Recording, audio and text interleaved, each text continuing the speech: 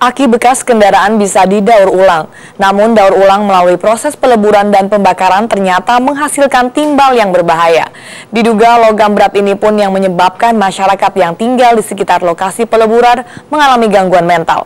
Berikut liputan tim redaksi Kontroversi.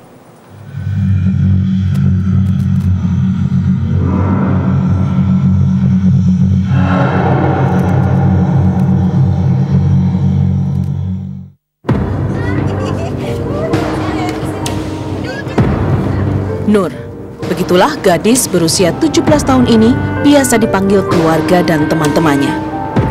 Sekilas tampak tak ada beda antara Nur dengan teman-teman sebayanya. Namun bila ditilik saat beraktivitas, tampak kaki dan tangan Nur tidak bisa bergerak leluasa. Kondisi ini dialami Nur sejak serangan panas tinggi yang dialaminya saat kecil. Nggak bisa ngomong tuh dia. Langsung kejang-kejang aja, tuh. Sampai sekarang sih, sampai umur 20 tahun sekarang masih terus. Kondisi ini membuat Nur tak bisa lagi melanjutkan menimba ilmu di sekolah karena khawatir penyakitnya kambuh. Ayam sekolah.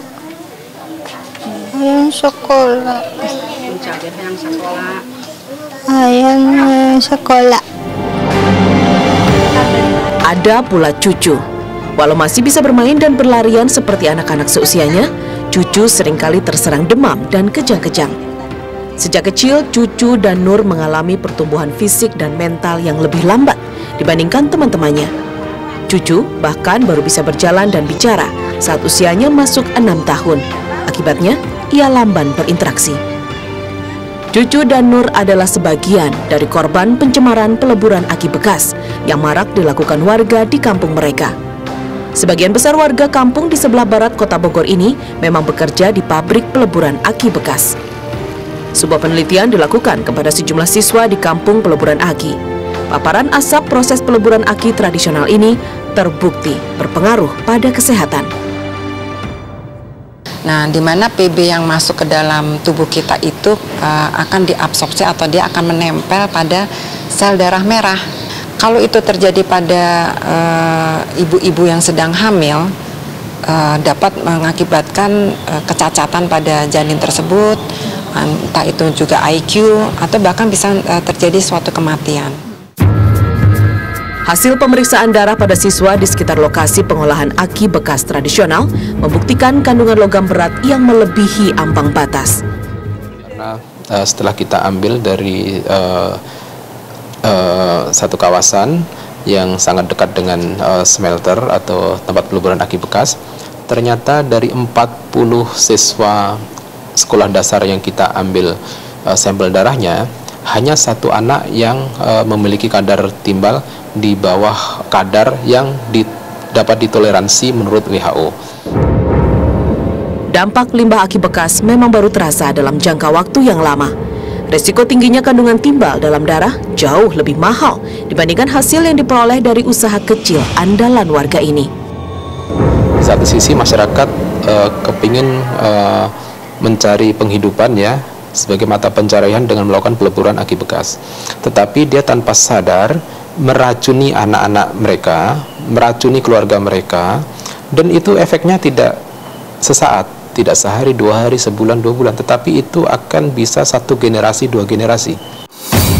Sadar akan resiko peleburan aki tradisional ini, pemerintah telah memberlakukan Undang-Undang Nomor 32 Tahun 2009 tentang Perlindungan dan Pengelolaan Lingkungan Hidup dan Peraturan Menteri Nomor 18 Tahun 2009 tentang Tata Laksana Pengelolaan Limbah B3. Ya, kami sekali lagi saya tegaskan di sini adalah memproses izin. Jadi izin yang masuk, orang yang memohon, itu yang kita proses. Walau dapat menyelamatkan warga dari kontaminasi limbah peleburan aki bekas, larangan pemerintah ini dianggap mematikan mata pencaharian warga yang telah dijalani secara turun-temurun. Pak Dadang misalnya, setelah mengenyam 6 bulan penjara akibat melakukan peleburan aki secara ilegal, Pak Dadang kini terpaksa kehilangan penghasilan. Pemerintah yang menerbitkan larangan seakan tidak mampu mencarikan jalan keluar bagi warga. Kalau ngasih petunjuk emang ngasih, dia kadang-kadang harus pakai celobong misalnya gitu kan. Terus pakai apalah yang harus itu apa, nggak semodel gini kan, asal-asalan yang gini ya. Yang harus dibangun itu ke atas, tapi ya perlu dananya lumayan gitu. Tapi kan kalau dari lingkungan hidup hanya cuman itu aja, pengarahan doang. Kalau buat bantu nggak bisa dia gitu. Akibatnya, tidak sedikit warga yang terpaksa meneruskan usaha ilegal ini secara sembunyi-sembunyi. Proses peleburan aki bekas ilegal ini biasa dilakukan malam hari untuk menghindari pengawasan petugas dan menyamarkan asap hitam sisa pembakaran. Bahan baku berupa aki bekas biasa diperoleh dari penampung dengan harga Rp5.000 per buah. Hanya plat timah yang diambil dari dalam aki bekas ini.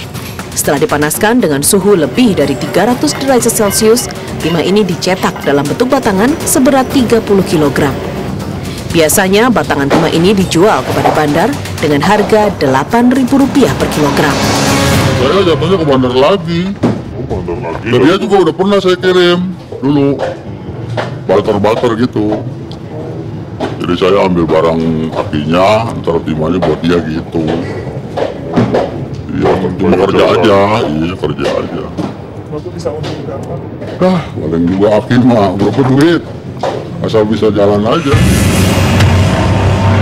Di Indonesia, hanya ada 3 perusahaan yang telah memiliki izin resmi pendaur ulangan aki oleh pemerintah. Salah satunya adalah sebuah pabrik yang berlokasi di daerah industri Tangerang.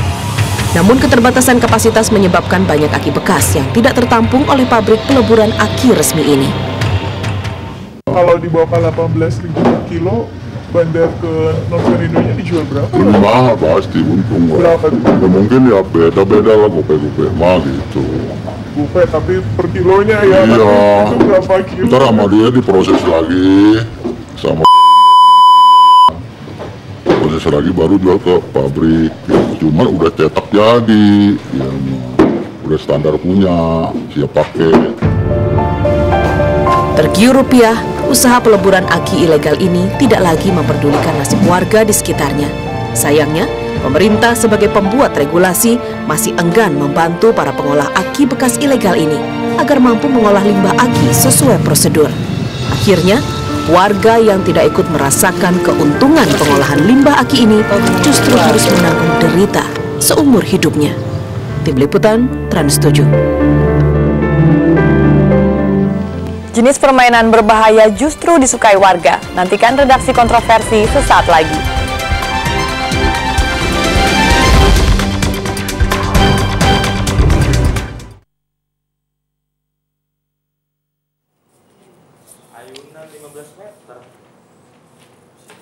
Bagaimana rasanya bermainan ayunan hingga setinggi 15 meter? Hayaduh. Di Sulawesi Selatan, tradisi berayun